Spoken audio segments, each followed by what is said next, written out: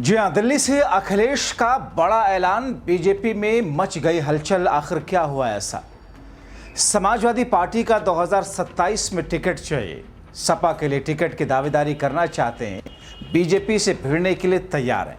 तो उनके लिए सही वक्त है। जो खुद को सपाई समझते हैं, नेताओं की जमात में शामिल करते हैं। सपा से विधायक के टिकट मिल जाएगा, लेकिन कुछ शर्तें पूरी करनी होंगी, क्योंकि अखिलेश ने अपनी राजनीति में फिर से एक बड़ा प्रयोग किया है। दिल्ली में रह करके लखनऊ के लिए ऐसी रणनीति बनाई जो यकीनन बीजेपी के लिए झटके की तरह है। दिल्ली से सपा अध्यक्ष अखिलेश यादव ने एक क्राइटेरिया फाइनल किया है। उस क्राइटेरिया को फुलफिल करना होगा। बहुत स्वागत है आप सभी का। आप देख रहे हैं द राजनीति का विशेष सेगमेंट। मैं हूं जब्बार खान।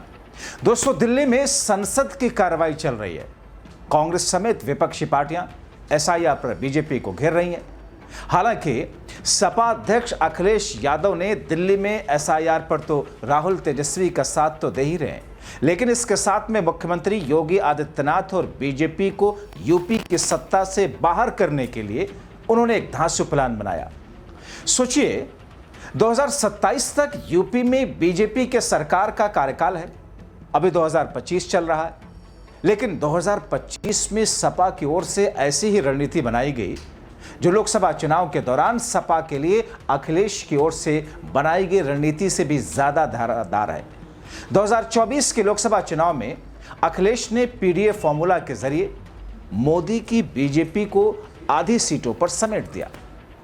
अब दोस्तों, 2027 के लिए यूपी में योगी की बीजेपी को रोकने के लिए अखिलेश ने ऐसी रणनीति अपनाई जो बिल्कुल नया है, बिल्कुल अलग है। कह सकते हैं कि ये एक और अखिलेश यादव की ओर से अपनी राजनीति में किया गया नया प्रयोग है। दोस्तों, समाजवादी पार्टी ने 2027 के विधानसभा चुनाव के लिए अभी से रणनीति बनानी शुरू कर दी, और ऐसी रणनीति जिसने बीजेपी खेमे में हलचल मचा दी। झटका तो बीजेपी के लिए यही है, लेकिन इससे आगे सपा के टिकट की चाहत रखने वालों को अखिलेश का साफ संदेश है कि केवल पोस्टर बैनर से काम नहीं चलने वाला। जमीनी सक्रियता ही टिकट दिलाएगी। पश्चिमी यूपी में मुस्लिम और जाट वोट बैंक में सेंध लगाने के साथ ही सपा ने दलित और गुर्जर वोटों पर भी निगाहें टिका दी हैं। जातिगत जनगणना के नतीजों को देखते हुए जाति आधारित टिकट वितरण की योजना भी बनाई जा रही है। कुछ महीने पहले हुए उपचुनाव में 9 में से 7 सीटों पर मिली हार से सपा नेतृत्व अब हाई अलर्ट मोड पर है।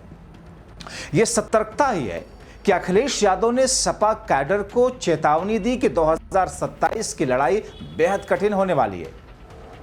सीधी सी बात, अपने नेताओं से लेकर के कार्यकर्ताओं को उन्होंने कहा, बीजेपी की रणनीति का मुकाबला करना है तो माइक्रो लेवल पर काम करना होगा और विरोधियों की चाल को सतर्कता से काटना होगा। सपा ने तय किया है कि विधानसभा टिकट उन्हीं को मिलेगा जो लगातार सक्रिय रहे। दोस्तों, 2024 लोकसभा चुनाव में अखिलेश यादव का पीडीए फॉर्मूला जितना हिट रहा आप सबके सामने है। टिकट वितरण से लेकर चुनावी प्रचार तक सपा ने इस समीकरण पर पूरी ताकत झोंकी, और नतीजा यह हुआ कि 37 सीटों पर समाजवादी पार्टी ने परचम लहराया जीत का, जो पार्टी के लिए राजनीतिक छलांग थी। वो 37 सीटें तो मुलायम के वक्त में भी नहीं आई थी। उपचुनाव में यह फॉर्मूला पूरी तरीके से कामयाब नहीं हो पाया। पार्टी को सिर्फ 2 सीटों से संतोष करना पड़ा। विश्लेषकों का मानना है कि लोकसभा चुनाव में विपक्षी एकजुटता और पीडीए समीकरण ने काम किया, लेकिन उपचुनाव में बीजेपी का लोकल लेवल मैनेजमेंट भारी पड़ा। हालांकि सपा और कांग्रेस का आरोप है कि इसमें कहीं ना कहीं बड़े स्तर पर चुनाव आयोग की ओर से मदद दी गई और धांधली की गई। वरना सोचिए, खुंदरखी पश्चिमी उत्तर प्रदेश का वो मुस्लिम बहुल विधानसभा सीट जहां से बीजेपी जीत जाती है। बीजेपी की ओर से कहा जाता है कि वोटों का बंटवारा हुआ, और कितना भी बंटवारा हुआ हो दोस्तों, लेकिन बीजेपी के जीतने लायक तो बंटवारा हुआ नहीं होगा। फिर भी बीजेपी के उम्मीदवार जीत गए। दोस्तों, उत्तर प्रदेश में अगले विधानसभा चुनाव में भी 1.5 साल का वक्त है, लेकिन टिकट की चाह रखने वाले नेता कार्यकर्ता अभी से मैदान में जोर आजमाइश करने में लगे हैं। लॉबिंग चल रही है। लखनऊ से लेकर स्थानीय स्तर तक वो खुद को टिकट का सबसे मजबूत दावेदार बताने में जुटे हैं। पिछली बार 2022 में सपा ने टिकट का ऐलान ऐन वक्त पर किया था, आपको याद होगा। लेकिन इस बार पार्टी की रणनीति अलग है।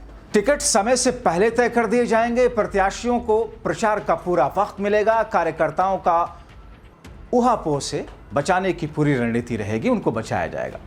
दरअसल केंद्र सरकार के जातिगत जनगणना कराने के फैसले के बाद में सपा अपने टिकट वितरण में इसका सीधा इस्तेमाल करने की तैयारी में है।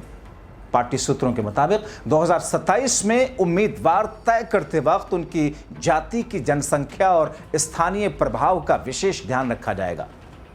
पश्चिमी यूपी की अगर बात करें तो जाट मुस्लिम वोट बैंक को एकजुट करने के साथ साथ सपा दलित और गुर्जर वोटों में भी सेंध लगाने की कोशिश में है। और यही वजह है कि पार्टी के कार्यक्रमों में इन वर्गों की अधिक भागीदारी सुनिश्चित करने का निर्देश है। सपा ने पहले ही ऐलान कर दिया कि 2027 का विधानसभा चुनाव कांग्रेस के साथ गठबंधन में लड़ा जाएगा। हालांकि सीटों का बंटवारा चुनाव नजदीक आने से तय होगा। सपा चाहती है कि स्थानीय समीकरण को देखते हुए सीटों का समायोजन किया जाए ताकि किसी भी सीट पर वोटों का बंटवारा ना हो। दोस्तों, राजनीतिक दृष्टिकोण से देखें तो 2027 सपा के लिए चुनौती अवसर दोनों लेकर आया। चुनौती इसलिए कि बीजेपी की संगठन पर पकड़ है और चुनाव मिशन बेहद मजबूत है। बीजेपी के आलोचक तो यहां तक कहते हैं कि सिस्टम को ही बीजेपी ने हाईजैक कर लिया। जाहिर सी बात है, उपचुनाव में सपा को मात मिली। अब दोस्तों, अवसर इसलिए कि लोकसभा में पीडीए फॉर्मूले से मिली सफलता ने यह साबित कर दिया था कि अगर जातीय समीकरण विपक्षी एकजुटता बनी रही तो बीजेपी को कड़ी टक्कर न सिर्फ दी जा सकती है बल्कि नतीजा पलटा जा सकता है, जीत हासिल की जा सकती है, सरकार में आया जा सकता है। तो साफ है दोस्तों, सपा अध्यक्ष अखिलेश यादव ने सपा उम्मीदवार के लिए क्राइटेरिया फिक्स कर दिया। क्राइटेरिया यही कि जो भी दावेदार सपा का टिकट जिस भी विधानसभा क्षेत्र से चाहता है, उन्हें यह साबित करना होगा कि उनके पक्ष में उस क्षेत्र के ताकतवर जाति की लॉबी है। इससे भी खास बात यह कि सपा की ओर से जल्द ही टिकट बांटे जाएंगे ताकि उम्मीदवारों को प्रचार करने का पूरा मौका मिल जाए। तो जाहिर तौर पर अखिलेश यादव की जो नई रणनीति 2027 के विधानसभा चुनाव को लेकर के है, इस रणनीति पर अगर सही से उनके प्रत्याशी और उनके नेता, उनके कार्यकर्ता अमल करने में कामयाब हुए तो फिर 2027 में किस्मत पलटी खाते हुए समाजवादी पार्टी और अखिलेश यादव की दिखाई देगी, जिसका इंतजार अखिलेश यादव 2017 से लेकर के अब तक कर रहे हैं, 27 तक। ऐसी स्थिति में दोस्तों, आपको क्या लगता है कि रणनीति कितनी कारगर साबित होगी और कितनी कामयाबी मिल सकती है? क्या वाकई बीजेपी की लुटिया इस बार डूबने की कगार पर है? अपनी राय कमेंट बॉक्स में जरूर लिखें। अभी के लिए इतना ही, बहुत शुक्रिया। भारतीय जनता पार्टी के लोग हकमारी तो करते ही हैं, लेकिन अब मतमारी भी कर रहे हैं। जो मतदान का अधिकार है उसको भी छीनना चाहते हैं। भारतीय जनता पार्टी की पूरी विचारधारा अंग्रेजों से दी गई है, डिवाइड एंड रूल, हिंदू मुसलमान के बीच में नफरत फैलाना। अगर हम हक की बात करें तो हिंदू मुसलमान को आगे कर देना। ये जिस तरह का काम हुआ है फतेहपुर में, सरकार को उन दोषी लोगों के खिलाफ कार्रवाई करनी चाहिए। जितने लोग वीडियो विजुअल्स में दिखाई दे रहे हैं उन सबको जेल भेजना चाहिए। और अगर जिलाधिकारी और पुलिस विभाग वहां का नहीं भेजा है तो कहीं ना कहीं सरकार को ये निर्णय लेना चाहिए कि वो अधिकारी रहने लायक नहीं है, उन्हीं के कारण वो घटना हुई है।